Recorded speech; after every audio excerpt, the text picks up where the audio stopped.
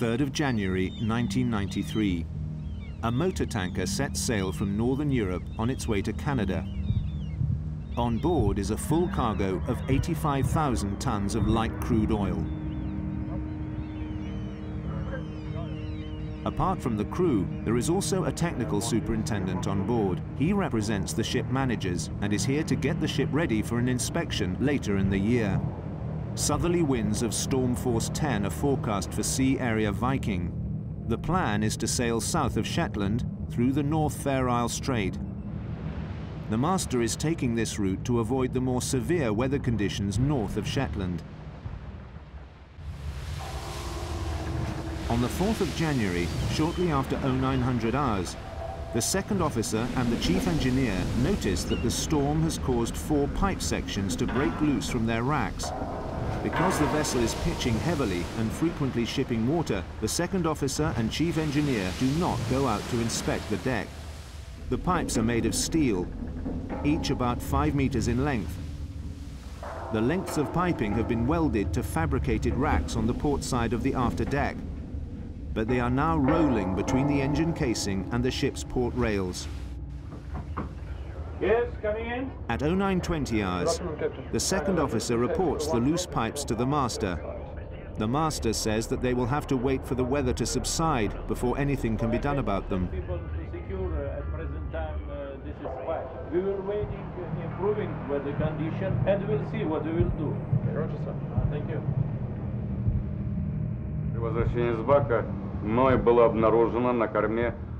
When I returned to the foredeck, I stopped because I noticed there was a pipe on the deck which was no longer secure. They were now rolling on the deck. I felt that something should be done and informed the mate. I was assured that he would take the necessary precautions and that I could go.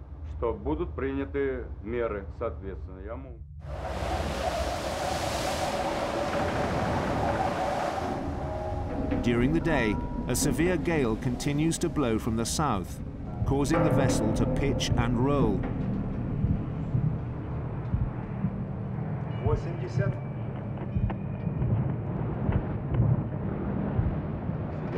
At 0940 hours, the chief engineer also makes a report about the loose pipes to the master and the superintendent. Mate, good evening. The master takes no action other than checking the weather forecast.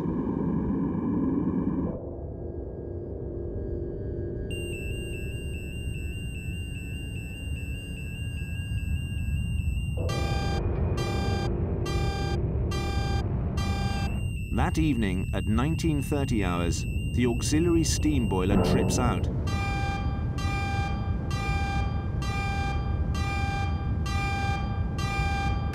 The third engineer resets the switch and starts the boiler again.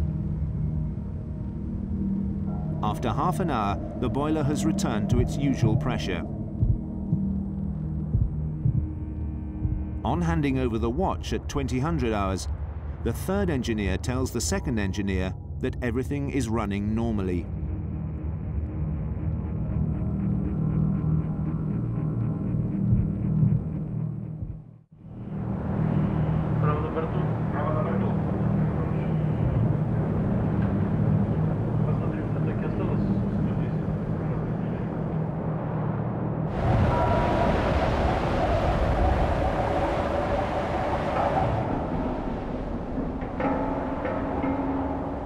On the bridge, the master discusses the route and the weather with his third officer.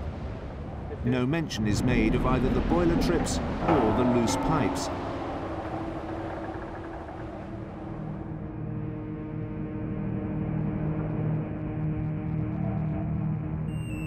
At 2030 hours, the boiler alarm sounds. There is a flame failure.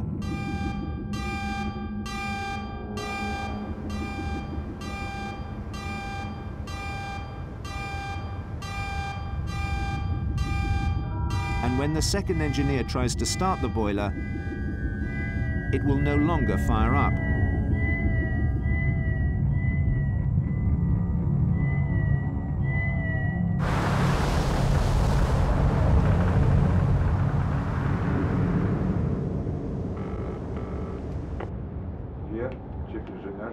He informs the chief engineer that the boiler is not firing properly and asks permission to change from fuel to diesel oil. The chief engineer agrees to this and goes to bed.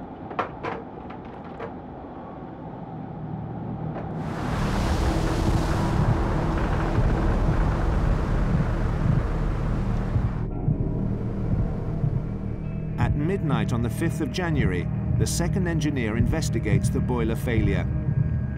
He decides to disconnect the coupling and the fuel line to the boiler and discovers that the fuel is contaminated with salt water. While working in the machine room, I noticed that the boiler alarm was frequently activated. Nobody really seemed to notice, and nothing was done about it. After the boiler stopped working, we noticed that there was water in the fuel tanks. When the alarm was raised and nobody did anything to rectify the problem in the beginning when they should have, it was now much harder to fix. At 0200 hours, the superintendent leaves the master's cabin and decides to visit the engine room before going to bed. The second engineer tells the superintendent that because of a problem with the boiler, they have changed to diesel oil. He also reports the fact that the fuel is contaminated. The superintendent asks for the chief engineer to be called to the engine room. Hello?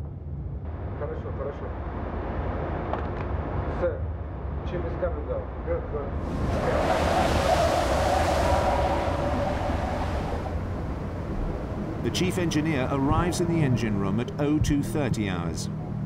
He now takes charge, asking for the fuel line to be disconnected so that he can check the contamination for himself. He tastes a sample of the water and finds it to be salty. He then goes to the diesel oil settling tank, opens the drain valve, and sees a mixture of water and oil. On opening the diesel oil service tank, similar contamination is found. At 0330, the chief engineer tells the motorman on watch to start draining the diesel oil, settling and service tanks, and to continue draining them until uncontaminated diesel oil appears. Meanwhile, the superintendent and the second engineer work on the boiler.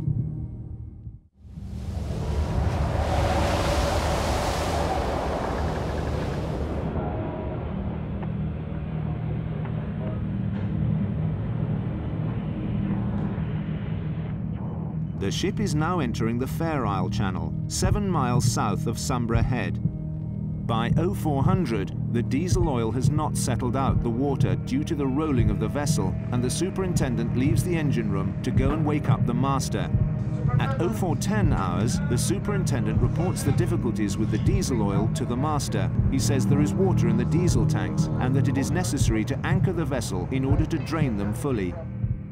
In the evening, after my working day was over, I was going to throw out some garbage. I went out on the deck where the garbage pails are, and there was very bad weather and big waves. I heard a banging sound and noticed that a pipe was rolling on the deck and that it could cause damage to the ship. But I did nothing about it because I figured it wasn't any of my business, and that those whose responsibility it was were probably taking care of the situation. That's why I told nobody about it. Thought that it wasn't necessary. That's all I've got to say.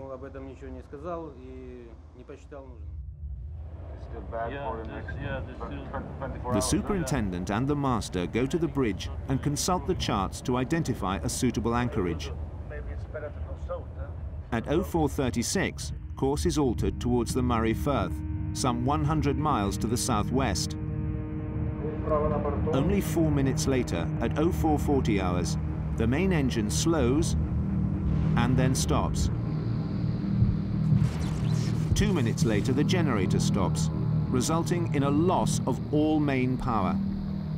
At this point, the ship is 10 miles south of Sombra Head, and there is still a severe southerly gale. At 0515 hours, the superintendent makes a link call to the ship manager in the United States. He explains the situation and tells him that the vessel will need tug assistance. The ship manager says he will contact the underwriters and call the superintendent back. The ship is drifting towards Sambra Head at about 2 knots. At 05:48, the master calls the Coast Guard to arrange a tug. Through a combination of language difficulties and poor radio reception, the Coast Guard interprets the master's request as an inquiry about the price of a tug, and not a definite confirmation that towage assistance is needed. At 0600 hours, the ship is 6 miles south of Sambra Head. It is the Coast Guard who now orders a tug and a helicopter. The helicopter arrives on the scene at 0640 and starts to evacuate the crew. When the tug arrives, attempts are made to pass a line to the ship, but these fail. At 11:19 hours on the morning of the 5th of January, a large wave lifts the ship's stern and it lands heavily on the rocks at Garth's Ness, northwest of Sambra Head. Everyone is safely rescued, but the entire cargo of oil spills into the sea.